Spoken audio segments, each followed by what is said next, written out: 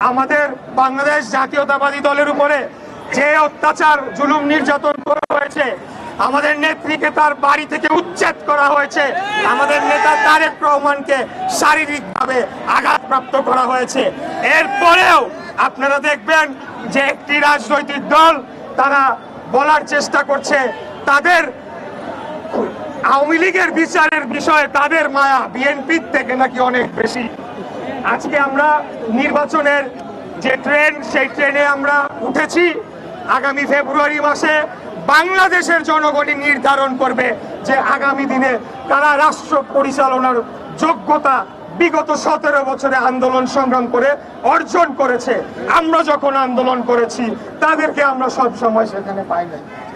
আজকে আমি কোনো একটি দল বা দুইটি দল অথবা গণ অভ্যুত্থানের কোন দলের বিপক্ষে বিষোদাগার করার জন্য আজকে আমি কথা বলতে আসি নাই।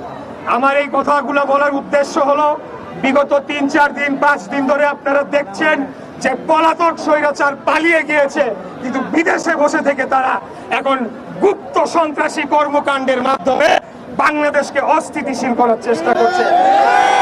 এবং এটার জন্য দায়ী সম্পূর্ণ আমরা যারা রাজনৈতিক দলগুলো রয়েছি। আমরা ক্ষমতার লড়াইয়ে আমরা কেউ যার যার নিজস্ব স্বার্থের ঊর্ধ্বে না উঠতে পেরে জাতীয় স্বার্থকে প্রাধান্য না দিতে পারার কারণে আজকে এই পরিস্থিতির উদ্ভব হয়েছে। তাই সর্বশেষ যে কথাটি বলে আজকে আমি আমার বক্তব্য শেষ করতে চাই, সেটি হলো আগামী ফেব্রুয়ারি মাসে একটি জাতীয় নির্বাচন হবে। সেই জাতীয় নির্বাচনে বাংলাদেশের মানুষের উপরে সমস্ত কিছু আপনারা দয়া করে ছেড়ে দেন, তারাই নির্ধারণ করুন। আপনারা আপনাদের সংস্কার প্রস্তাব, আপনাদের কর্মসূচি নিয়ে দাঁড়ে দাঁড়ে যান।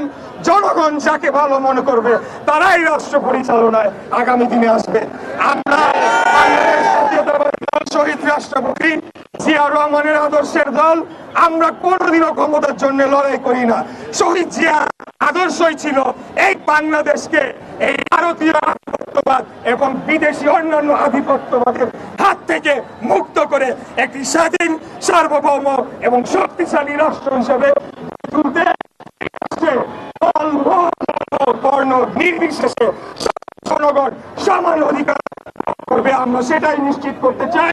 এবং যতদিন বেঁচে থাকবো জনগণের পক্ষে, বাংলাদেশের পক্ষে লড়াই করে যাবো ইনশাল্লাহ। তারপরে যদি জনগণ আমাদেরকে সুযোগ দেয়, যদি জনগণ আমাদেরকে চাকরি দেয় দেশের জন্য কাজ করার জন্য, তাহলে আপনারা দেখেছেন যে ইতিমধ্যে সবাই জানে, এটা পুরো বিশ্বে ছড়িয়ে গিয়েছে, বিএনপির যে 31 দফা, সেটি হাসিনা পালিয়ে যাওয়ারও বহু আগেই আমরা বাংলাদেশ জাতীয়তাবাদী দল বুঝতে পেরেছিল বাংলাদেশ রাষ্ট্রের সংস্কার দরকার।